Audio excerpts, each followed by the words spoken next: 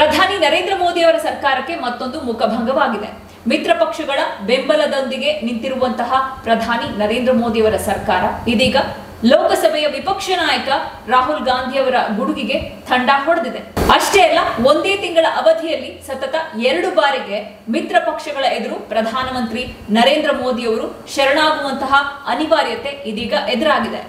ಕೇಂದ್ರೀಯ ಲೋಕಸೇವಾ ಆಯೋಗ ಅಂದ್ರೆ ಯುಪಿಎಸ್ಸಿ 45 ಹುದ್ದೆಗಳಿಗೆ ಲ್ಯಾಟರಲ್ ಎಂಟ್ರಿ ಅಥವಾ ಗುತ್ತಿಗೆ ಆಧಾರದಲ್ಲಿ ನೇಮಕಾತಿ ಮಾಡಿಕೊಳ್ಳೋದಕ್ಕೆ ತೀರ್ಮಾನವನ್ನ ಕೈಗೊಂಡಿತ್ತು. ಆ ಸಂಬಂಧ ಜಾಹೀರಾತನ್ನು ಕೂಡ ಪ್ರಕಟಗೊಳಿಸಿತ್ತು ಯುಪಿಎಸ್ಸಿ. ಆದರೆ ಮಂಗಳವಾರ ಆ ಜಾಹೀರಾತಿನ ನೋಟಿಫಿಕೇಶನ್, ಆ ಜಾಹೀರಾತು ಏನಿದೆ ಅದನ್ನ ರದ್ದುಗೊಳಿಸಿದೆ ಇದೆ ಯುಪಿಎಸ್ಸಿ. ಕೇಂದ್ರ ಸರ್ಕಾರದ ಆದೇಶದಂತೆ ಈ ನೋಟಿಫಿಕೇಶನ್ ಅನ್ನು ಇದೀಗ ರದ್ದುಗೊಳಿಸಿದೆ ಯುಪಿಎಸ್ಸಿ.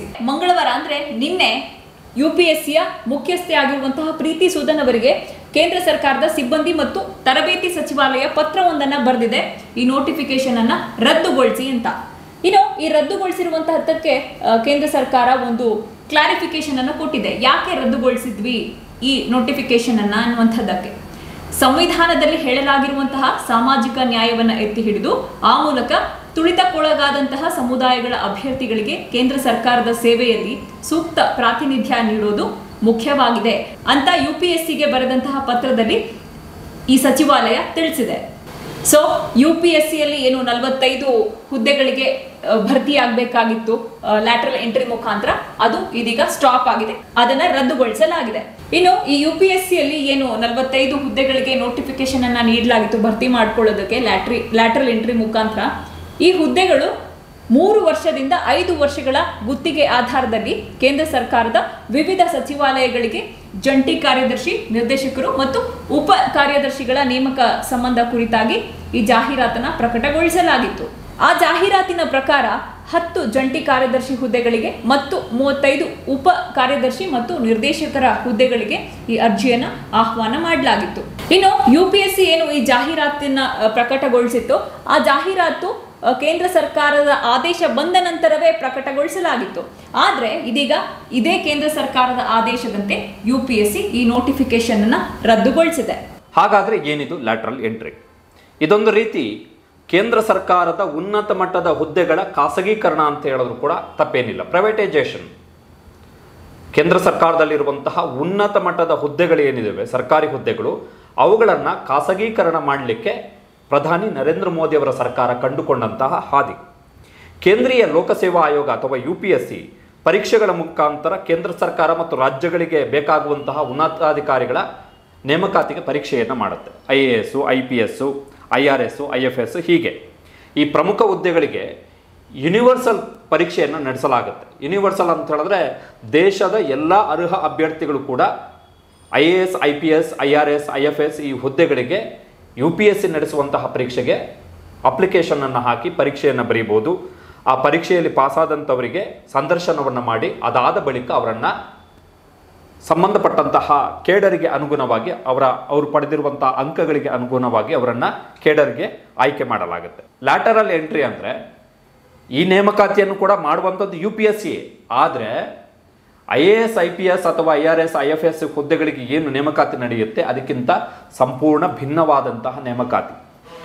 ಕೇಂದ್ರ ಸರ್ಕಾರದ ಅಧೀನದಲ್ಲಿ ಬರುವಂತಹ ಸಚಿವಾಲಯಗಳು, ಸಾರ್ವಜನಿಕ ಸಂಸ್ಥೆಗಳಂದರೆ PSUs, HMT ಇರ್ಬೋದು, BSNL ಇರ್ಬೋದು, ಹೀಗೆ ಸರ್ಕಾರಿ ಸ್ವಾಮ್ಯದ ಸಂಸ್ಥೆಗಳೇನಿದ್ದಾವೆ ಇವುಗಳಿಗೆ ಜಂಟಿ ಕಾರ್ಯದರ್ಶಿಗಳು, ಡೆಪ್ಯೂಟಿ ಕಾರ್ಯದರ್ಶಿಗಳು ಮತ್ತು ನಿರ್ದೇಶಕರುಗಳನ್ನು ಸರ್ಕಾರ ಗುತ್ತಿಗೆ ಆಧಾರದಲ್ಲಿ ನೇಮಕ ಮಾಡುತ್ತೆ. ಅದಕ್ಕೆ ಒಂದು ಕಂಡೀಷನ್ ಏನು ಅಂತ ಹೇಳಿದ್ರೆ, ಖಾಸಗಿ ಕಂಪನಿಗಳಲ್ಲಿ ಯಾರು 10 ವರ್ಷದ ಸೇವೆಯ ಅನುಭವವನ್ನು ಹೊಂದಿರ್ತಾರೆ. ಫಾರ್ ಎಕ್ಸಾಂಪಲ್, ಯಾವುದಾದ್ರೂ ಒಂದು ಖಾಸಗಿ ಕಂಪನಿಯಲ್ಲಿ ಒಬ್ಬ ವ್ಯಕ್ತಿ ನಾನು ಡೈರೆಕ್ಟರ್ ಆಗಿ 10 ವರ್ಷ ಸೇವೆ ಸಲ್ಲಿಸಿದ್ದೀನಿ ಅಂತ ಹೇಳಿದ್ರೆ ಆತ ಈ ಹುದ್ದೆಗೆ ಅರ್ಜಿಯನ್ನು ಸಲ್ಲಿಸಬಹುದು. ಅಲ್ಲಿ ಪರೀಕ್ಷೆ ನಡೆಯಲ್ಲ, ಸಂದರ್ಶನ ಇರುತ್ತೆ, ಇಲ್ಲ ಅಂತಲ್ಲ. ಆದರೆ ಯೂನಿವರ್ಸಲ್ ಅಲ್ಲ. ಯಾರಾದರೂ ಖಾಸಗಿ ಕಂಪನಿಯಲ್ಲಿರುವಂತಹ ವ್ಯಕ್ತಿ ಅರ್ಜಿಯನ್ನು ಸಲ್ಲಿಸಿ ಈ ಹುದ್ದೆಗಳಿಗೆ ನೇಮಕ ಆಗಬಹುದು. ಕನಿಷ್ಠ 10 ವರ್ಷ ಅನುಭವ ಇರಬೇಕು UPSC ಜಾಹೀರಾತಿನ ಪ್ರಕಾರ. 3 ರಿಂದ 5 ವರ್ಷದ ಇದು ಪರ್ಮನೆಂಟ್ ಜಾಬ್ ಅಲ್ಲ. ಎಗೇನ್ ಈಗ IAS, IFS, IRS ಇವೆಲ್ಲವೂ ಕೂಡ ಅದಕ್ಕೆ ನಿವೃತ್ತಿಯ ವಯಸ್ಸು ಅಂತ ಇದೆ, ದೀರ್ಘಾವಧಿ, ಒಂದು ರೀತಿ ಶಾಶ್ವತ ಹುದ್ದೆಗಳು ಅಂತ. ಆದರೆ ಇದು ಕೇವಲ 3ರಿಂದ 5 ವರ್ಷ ಮಾತ್ರ. ಇದು 3 ವರ್ಷದ ಮಟ್ಟಿಗೆ ಆಯ್ಕೆ ಮಾಡಲಾಗುತ್ತೆ. ಅವರ ಕೆಲಸ ನೋಡಿ ನರೇಂದ್ರ ಮೋದಿ ಅವರ ಸರ್ಕಾರಕ್ಕೆ ಅದ್ಭುತ ಕೆಲಸಗಾರರು ಅಂತ ಏನಾದರೂ ಇಷ್ಟ ಆದರೆ ಮತ್ತೆ 2 ವರ್ಷ ಎಕ್ಸ್ಟೆನ್ಷನ್ ಮಾಡ್ಬೋದು, ಅಲ್ಲಿಗೆ 5 ವರ್ಷ. ಇದೊಂದು ರೀತಿ ಕೇಂದ್ರ ಸರ್ಕಾರದಲ್ಲಿರುವಂತಹ ಉನ್ನತ ಮಟ್ಟದ ಹುದ್ದೆಗಳ ಖಾಸಗೀಕರಣ, ಪ್ರೈವೇಟೈಸೇಷನ್. 2014ರಲ್ಲಿ ನರೇಂದ್ರ ಮೋದಿ ಅವರ ಸರ್ಕಾರ ಅಧಿಕಾರಕ್ಕೆ ಬಂದ ಬಳಿಕ 2018ರಲ್ಲಿ ಈ ಪದ್ಧತಿಯನ್ನು ಜಾರಿಗೆ ತರುತ್ತೆ. ಕೇಂದ್ರ ಸರ್ಕಾರವೇ ಕೊಟ್ಟಿರುವಂತಹ ಮಾಹಿತಿಗಳ ಪ್ರಕಾರ ಕಳೆದ 5 ವರ್ಷಗಳಲ್ಲಿ 63 ಮಂದಿಯನ್ನು ಈ ಲ್ಯಾಟ್ರಲ್ ಎಂಟ್ರಿ ಮುಖಾಂತರ ನೇಮಕಾತಿ ಮಾಡಲಾಗಿರುವಂಥದ್ದು. ಜಂಟಿ ಕಾರ್ಯದರ್ಶಿ, ಡೆಪ್ಯೂಟಿ ಕಾರ್ಯದರ್ಶಿ ಮತ್ತು ನಿರ್ದೇಶಕ ಹುದ್ದೆಗಳಿಗೆ. ಮೇಲ್ನೋಟಕ್ಕೆ 63 ಅಂತ ಹೇಳಿದ್ರೆ it's not a big number. ಹಂಗೆ ನೋಡೋಕೆ ಹೋದರೆ ದೊಡ್ಡ ನಂಬರ್ ಅಲ್ಲ. ಕಾರಣ ಏನು ಅಂತ ಹೇಳಿದ್ರೆ ಏನು 63 ಅಂತಾರೆ. ಬಟ್ ಹುದ್ದೆಗಳ ಸ್ವರೂಪವನ್ನು ನಾವು ಗಮನಿಸಬೇಕು. ಎಲ್ಲವೂ ಕೂಡ ಅತ್ಯುನ್ನತ ಹುದ್ದೆಗಳು.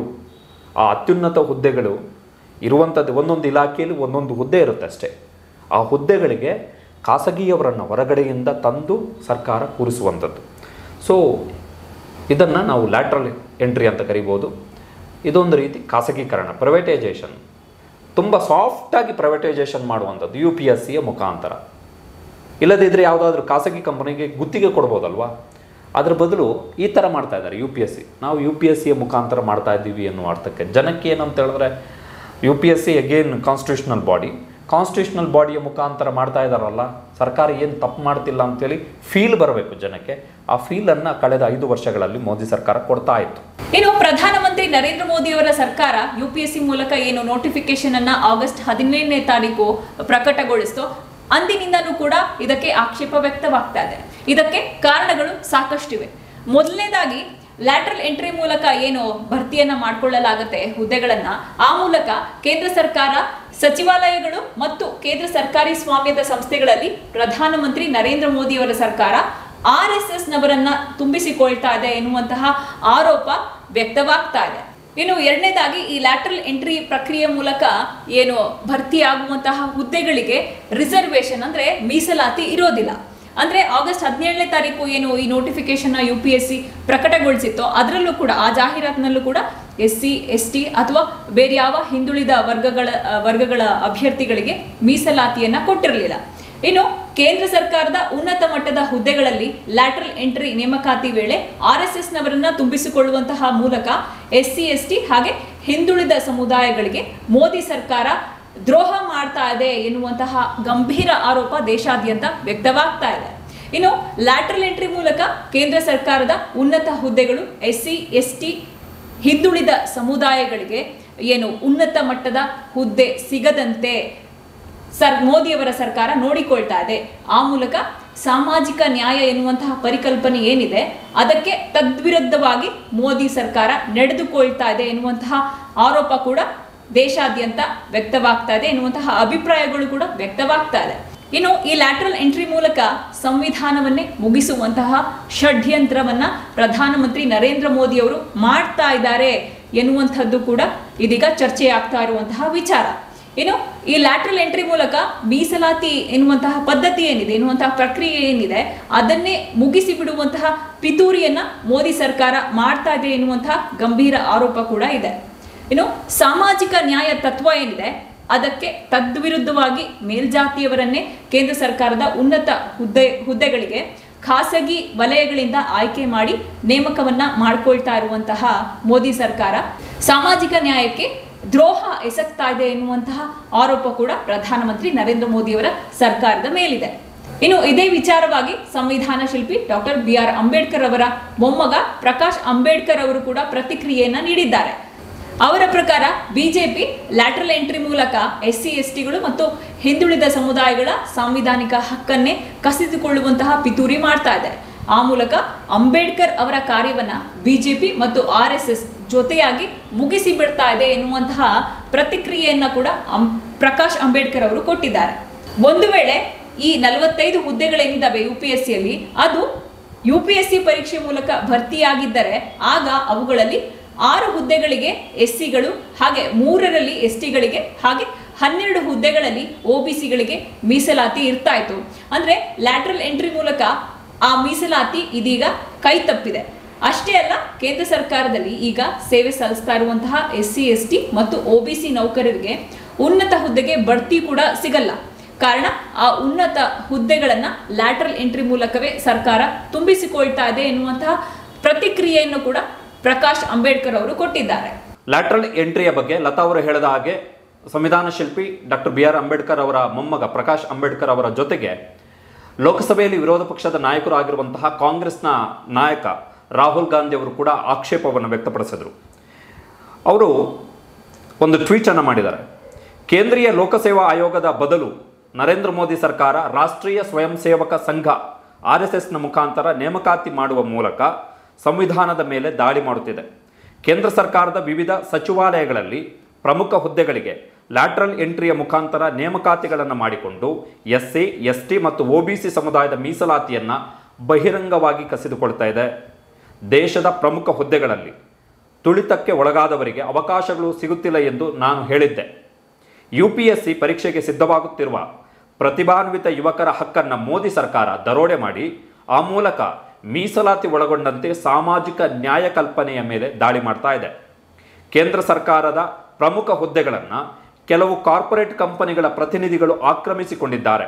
ಉದಾಹರಣೆಗೆ ಸೆಬಿಗೆ ಮೊದಲ ಬಾರಿಗೆ ಖಾಸಗಿ ವಲಯದವರನ್ನು ಮುಖ್ಯಸ್ಥರನ್ನಾಗಿ ನೇಮಕ ಮಾಡಲಾಗಿದೆ. ಆಡಳಿತ ವ್ಯವಸ್ಥೆ ಮತ್ತು ಸಾಮಾಜಿಕ ನ್ಯಾಯದ ಮೇಲೆ ಪರಿಣಾಮ ಬೀರುವ ಇಂತಹ ದೇಶ ವಿರೋಧಿ ಕ್ರಮವನ್ನು ಇಂಡಿಯಾ ಮೈತ್ರಿಕೂಟ ಖಂಡಿಸುತ್ತದೆ.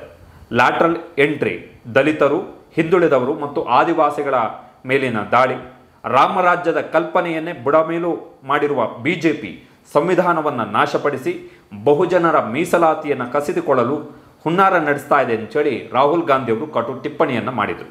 ವಿರೋಧ ಪಕ್ಷಗಳು ಮಾತ್ರ ಅಲ್ಲ, NDAಯಲ್ಲೂ ಕೂಡ ಸನ್ಮಾನ್ಯ ಶ್ರೀ ನರೇಂದ್ರ ಮೋದಿ ಅವರ ಈ ನಿರ್ಧಾರಕ್ಕೆ ವಿರೋಧಗಳು ವ್ಯಕ್ತವಾಗಿವೆ.